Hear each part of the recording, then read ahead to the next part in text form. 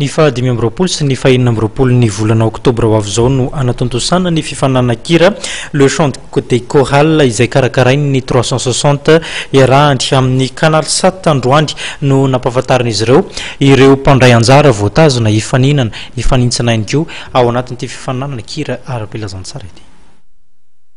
Roapolo no mpifaninana amin'ny festival le chant des chorales izay ho toto-saina ny 2020 sy ny 2020 oktobra ho avy zao eny amin'ny Coliseum Tsonjombe.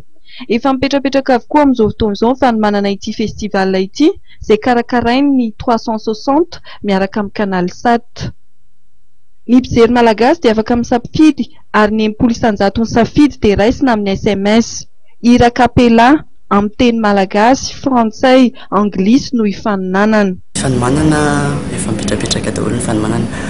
Ny amin'ny androany dia napafantatra an'ireo mpandray anjara 20 voafidy izay voafantana tao anatin'ireo maro be mandray anjara dia napafantatra ihany koa ny mpitsara dia ifidy safady ifantsandremanantena zany dia tsy atolotra intsony ifita rasendrasina ary hiarra-panoelina.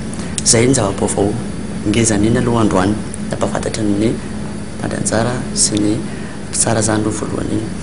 Fanomanana efa mipetrapetraka ho iateo satria efa miandry sisitsika n'le fotoana amin'ny 2020 sy 2020 ny volana oktobra ho avy zao amin'ny Coliseum.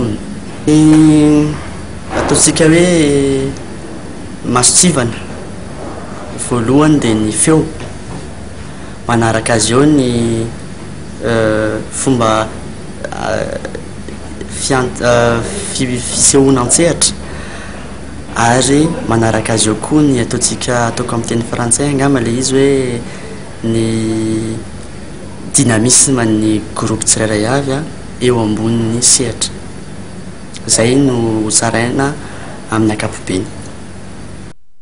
Ny loka ho an'ny voalohany amin'ny fifaninanana chant des chorales dia 520 tapitrisa ariary. 10 tapitrisa ariary kosa ny loka ho an'ny faharoa amin'ny fifaninanana izay ho toto-saina ny 2020 sy ny 2020 oktobra ho avy zao eny amin'ny Coliseum eny Tsonjombe.